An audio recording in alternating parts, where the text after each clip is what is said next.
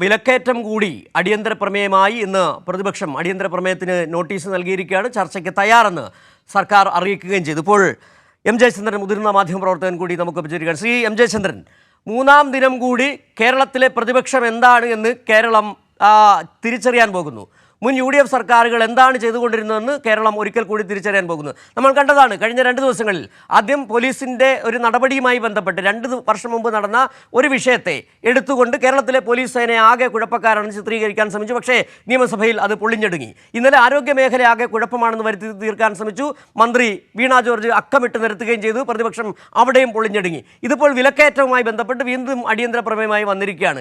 എങ്ങനെയാണ് ഒരു പ്രതിപക്ഷത്തിന് ഇങ്ങനെ നിരുത്തരവാദപരമായി പെരുമാറാൻ കഴിയുക എന്നാണ് സർക്കാരും ഒപ്പം തന്നെ ജനങ്ങളും ചോദിക്കുന്നത്. എങ്ങനെ വിലയിരുത്തുന്നു ഈ 3-ാം ദിവസത്തെ അടിയന്തര പ്രമേയത്തെ, വിലക്കയറ്റത്തെക്കുറിച്ചുള്ള ഈ പ്രമേയത്തെക്കുറിച്ച്?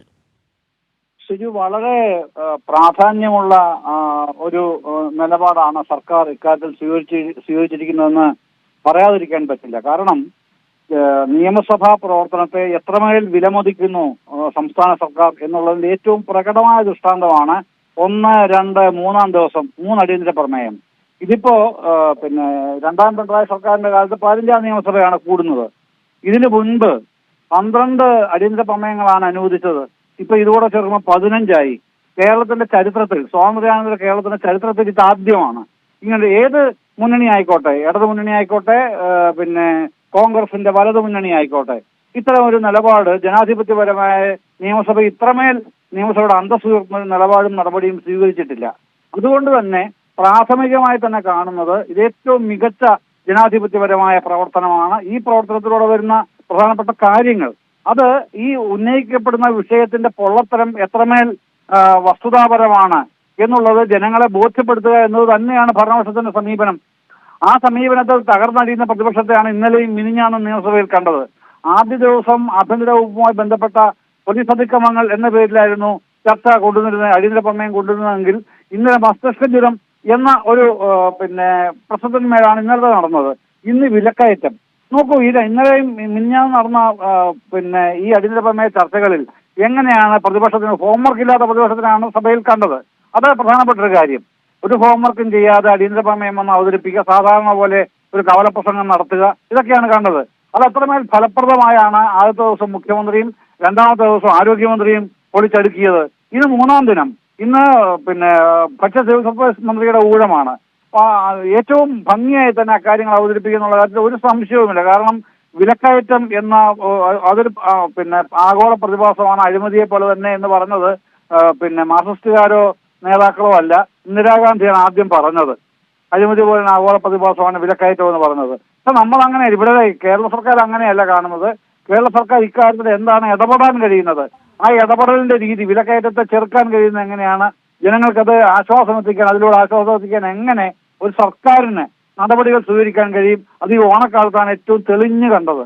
ആ തെളിമയാർന്ന ആ ഒരു പ്രകടനത്തിന്റെ നേർസാക്ഷ്യമാണ് ഓണക്കാലത്ത് ജനങ്ങൾ അവരുടെ ജീവിതത്തിലൂടെ അനുഭവിച്ചത്.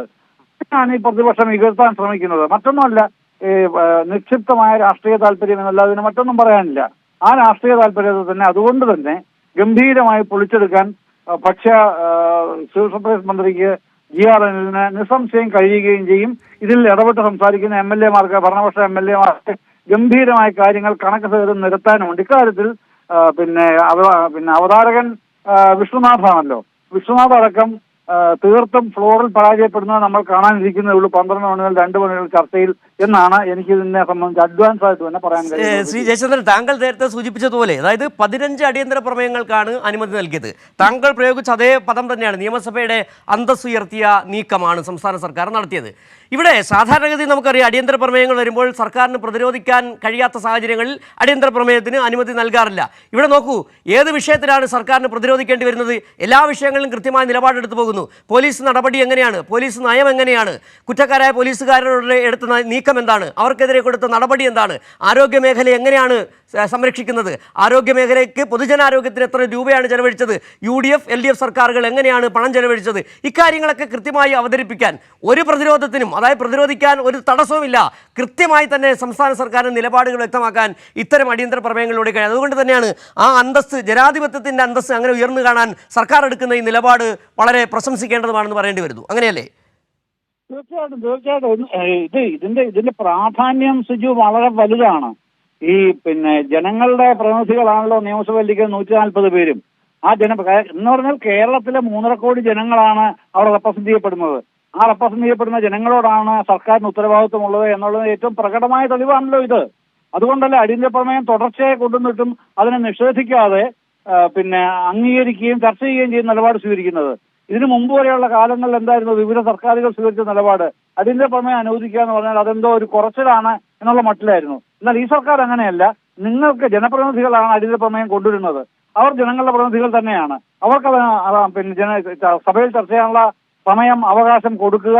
ഒപ്പം ഭരണപക്ഷത്തിന് പറയാനുള്ളത് ജനങ്ങളോട് പറയുക, ആ ജനപ്രതിനിധി സഭയിൽ പറയുക.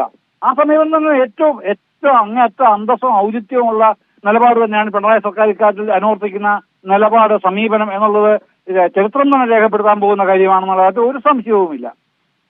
ശരി, വളരെ നന്ദി ശ്രീ എം ജയചന്ദ്രൻ ഈ സാഹചര്യത്തിൽ പ്രതികരിച്ചതിന്. ഏതായാലും വലിയ തരത്തിലുള്ള ഒരു ഇടപെടൽ സംസ്ഥാന സർക്കാരിൻ്റെ ഭാഗത്തു നിന്നുണ്ടാകുന്നു. ഒരു തരത്തിലും ജനങ്ങൾക്ക് ബുദ്ധിമുട്ടില്ലാത്ത തരത്തിലുള്ള ഒരു ഓണക്കാലം സമ്മാനിച്ച സംസ്ഥാന സർക്കാരിനെ ജനങ്ങൾക്ക് മുമ്പിൽ ഉയർത്തിക്കെട്ടാൻ വ്യാജ പ്രചരണങ്ങളുമായി വരുന്ന പ്രതിപക്ഷത്തിൻ്റെ മറ്റൊരു മുഖം കൂടി ഇന്ന് നിയമസഭയിൽ കാണാൻ പോവുകയാണ്. 3-ാം ദിവസവും പ്രതിപക്ഷത്തിൻ്റെ അടിയന്തര പ്രമേയം ചർച്ചയ്ക്കെടുക്കാമെന്ന് സംസ്ഥാന സർക്കാർ സമ്മതിച്ചിരിക്കുന്നു. ഇന്ന് വിലക്കയറ്റത്തിലാണ് പ്രതിപക്ഷം അടിയന്തര പ്രമേയ നോട്ടീസ് നൽകിയിരിക്കുന്നത്. 12 മുതൽ 2 മണി വരെ അടിയന്തര പ്രമേയത്തിന്മേൽ ചർച്ച നടക്കുകയും ചെയ്യും. വിവരങ്ങളാണ് തിരുവനന്തപുരത്ത് നിയമസഭയ്ക്ക് മുന്നിൽ നിന്ന് ഷീജ നൽകിയത്. വാർത്തകളിലേക്ക് തിരികെ വരാം.